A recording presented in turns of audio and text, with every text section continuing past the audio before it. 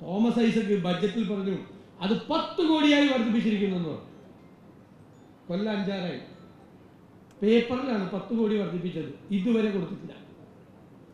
ഇനി അതുപോട്ടെ, 10 കോടി കൊടുക്കണ്ട, അതിങ്ങനെ ഒരുപാട് പ്രഖ്യാപിക്കാറുണ്ട് കേരളത്തിൽ.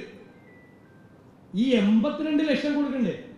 എല്ലാ സർക്കാരും കൊടുത്തുകൊണ്ടിരുന്നത് 10 കോടി കൊടുക്കുമെന്ന് പ്രഖ്യാപിച്ച ആളുകൾ ഈ 82 ലക്ഷം രൂപ കൊടുത്തിട്ട് 3 വർഷമായി. 3 വർഷമായിട്ട് ഒരു പൈസ അവിടെ കൊടുത്തിട്ടില്ല. അവിടെ ശമ്പളം കൊടുക്കാൻ പൈസയില്ല, കാണിക്ക മുട്ടിച്ചുകൊണ്ടിരിക്കുകയാണ്. അപ്പൊ ഇവർക്ക് ഈ 10ാമത്തെ വർഷത്തിൽ ഈ അയ്യപ്പ ഭൂതോദയം ഉണ്ടായത് എങ്ങനെയാണെന്ന് ഞാൻ പറയേണ്ട ആവശ്യമില്ല.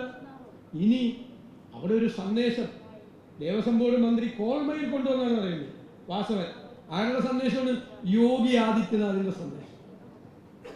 അയ്യപ്പ സംഘം നേരെ തിരിച്ചെന്ന് ആലോചിച്ച്, ഒരു UDF സർക്കാരാണ് അല്ലെങ്കിൽ UDFന്റെ ദേവസ്വം ബോർഡാണ് ഇങ്ങനെയൊരു നടത്തുന്നത്. UDF കാലത്തെ യോഗി ആദിത്യനാഥിന്റെ ഒരു സന്ദേശം തന്നെ അവിടെ വായിച്ചിരുന്നെങ്കിൽ എന്തായിരുന്നേനെ കേരളത്തിൽ?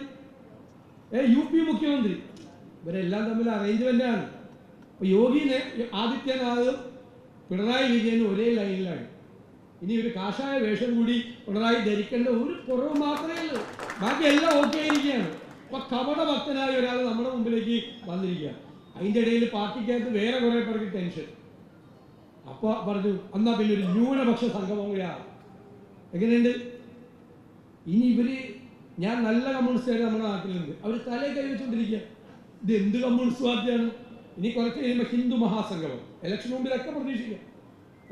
ഇസ്ലാം മത സംഗമം, ക്രൈസ്തവ മതസംഗമം, ഇതൊക്കെ കഴിഞ്ഞിട്ട് ഓരോരുത്തരുടെ ഡിനോമിനേഷനിൽ ഓരോ ജാതിയുടെ പേരിൽ സംഘം നടത്തും. 26 പേടിച്ചിട്ട് എന്തും ചെയ്യാൻ പഠിക്കാത്ത സർക്കാർ. ഇനി രണ്ടാമത്തെ കേസ് വികസന സദസ്സ്. ഇന്നലെ പിണറായി വിജയൻ പറഞ്ഞു പ്രതിപക്ഷം സഹകരിക്കുന്നില്ല, പ്രതിപക്ഷം നെഗറ്റീവാണ്. എന്തുവാ വികസന സദസ്സ്? ഇവിടെ പഞ്ചായത്ത് മെമ്പർമാരും കൗൺസിലർമാരും ഒക്കെ ഇല്ലേ? അടുത്ത ആഴ്ച ഇലക്ഷൻ അനൗൺസ് ചെയ്യാൻ പോകും അല്ലേ? 2 ആഴ്ചക്കുള്ളിൽ കൂടി വന്നാൽ ഒക്ടോബർ 10, 15 ഇലക്ഷൻ അനൗൺസ് ചെയ്യുന്നതിന് മുമ്പ് എന്ത് വികസന സദസ്സ്? പഞ്ചായത്തിലും മുനിസിപ്പാലിറ്റിയിലും ആർക്ക് വേണ്ടിയിട്ടാണ് വികസന സദസ്സ്? പോവല്ലേ കമ്മിറ്റി? എനിക്ക് മനസ്സിലാകുന്നില്ല. പൈസ എവിടുന്ന? അത് പഞ്ചായത്തിൽ നിന്ന് തന്നെ എടുത്തോളാം. പഞ്ചായത്തുകളെ, തദ്ദേശ സ്വയംഭരണ സ്ഥാപനങ്ങളെ ഇതുപോലെ കഴുത്ത് ഞെരിച്ചു കൊന്ന വേറൊരു സർക്കാർ കേരളത്തിലുണ്ടായിട്ടില്ല. അധികാര വികേന്ദ്രീകരണം വന്ന ശേഷം മെമ്പർമാരെ കൂടി ഇരിക്കുന്നുണ്ട്. കഴിഞ്ഞ കൊല്ലം 2ാം ഗഡു കിട്ടുന്നത് 3 ഗഡുവാണ് കൊടുക്കുന്നത് സർക്കാർ അല്ലേ? എല്ലാ ലോക്കൽ ബോഡിയിലേക്കും. ഓഗസ്റ്റിൽ കൊടുക്കേണ്ട പൈസ കൊടുത്തതെന്ന് ഡിസംബറിൽ കൊടുത്തതിന്റെ പിറ്റേ ദിവസം ട്രഷറിയിലെ നിയന്ത്രണം ഏർപ്പെടുത്തി. 5 ലക്ഷം രൂപ കൂടുതൽ ചെക്ക് മാറാൻ പറ്റില്ല. കഴിഞ്ഞ പൈസ അനുവദിച്ച് പിറ്റേ ദിവസം ട്രഷറിയിൽ നിയന്ത്രണം ഏർപ്പെടുത്തി, ചെക്ക് മാറാൻ പറ്റില്ല, പൈസ ഇവിടെ ഇരിക്കുന്നുണ്ട്. 3ാമത്തെ ഗഡു കൊടുത്തത് മാർച്ച് 23-ാം തീയതിയാണ്. 22-ാം തീയതി ട്രഷറി അടച്ചു. 23-ാം തീയതി കൊടുക്കുക. പൈസ കിട്ടുമോ? ഞങ്ങൾ നിയമസഭയിൽ പറഞ്ഞു, ഞാൻ പണ്ട് ഇവിടെ ഇലക്ഷൻ വന്നപ്പോൾ പ്രസംഗിച്ചാണ്. എന്താണ് പഞ്ചായത്തുകളുടെ സ്ഥിതി, ലോക്കൽ ബോഡിയുടെ സ്ഥിതി? ലഭ്യശ്രീ യോഗം എന്ന് പറയും. ഞങ്ങൾ നിയമസഭയിൽ സാധനമുണ്ടോ? ഉണ്ട്. എന്നാൽ ഇല്ല. ചിലരുടെ ജാതകം നോക്കുമ്പോൾ കാണും രാജയോഗമുണ്ട്.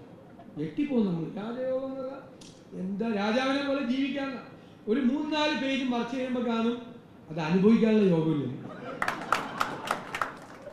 അതുകൊണ്ട് തീർന്നില്ല. അതുപോലെയായിരുന്നു ലോക്കൽ ബോഡിയുടെ സ്ഥിതി. ഈ കാലഘട്ടത്തിൽ അത്രയും ചെക്കുണ്ട്, പൈസ അയക്കും, പക്ഷെ ചെക്ക് മാറാൻ പറ്റില്ല. അപ്പൊ പറയും ഒരു കാര്യം ചെയ്യും, 20% ഞങ്ങൾ അടുത്ത വർഷത്തേക്ക് മാറ്റി. അപ്പൊ സമാധാനം, 20 കിട്ടിയല്ലോ. അപ്പൊ അടുത്ത വർഷം ആരംഭമാകുമ്പോഴേക്കും ഒരു സർക്കുലർ വരികയാണ്, അത് ഈ വർഷത്തെ പദ്ധതിയിൽ നിന്ന് എടുത്തോളാം. അപ്പൊ ഈ വർഷത്തെ പദ്ധതി ഒരു പരുവത്തിലായി. ഇങ്ങനെയാണ് തദ്ദേശ സ്വയംഭരണ സ്ഥാപനങ്ങളെ കുഴിച്ചുകൂടിയത് കേരളത്തിൽ ഈ ഗവൺമെന്റ്. എന്നിട്ട് ഈ നാണമില്ലാത്ത സർക്കാർ തദ്ദേശ സ്വയംഭരണ സ്ഥാപനങ്ങളിലേക്കുള്ള തെരഞ്ഞെടുപ്പ് പ്രഖ്യാപിക്കുന്നതിന്റെ തൊട്ട് മുമ്പ് 2 ആഴ്ച മുമ്പ് വികസന സദസ്സ് നടത്തിയാൽ അതിൽ പോയിരിക്കാൻ നമുക്ക് പറ്റുമോ? അതുകൊണ്ടാണ് നമ്മൾ അത് ബഹിഷ്കരിക്കാൻ തീരുമാനിച്ചത്.